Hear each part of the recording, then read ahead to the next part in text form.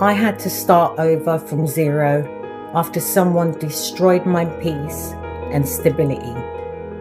I lost time, money, confidence, and a lot of years. And yet, starting again was not a failure. It was survival and a hidden strength. Every step I built was intentional. Every small win mattered. And I learned exactly what I can survive.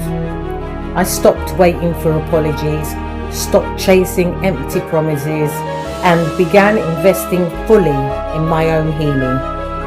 Starting over was my ultimate comeback, proving I'm not broken and I will never, ever let anyone steal my peace again.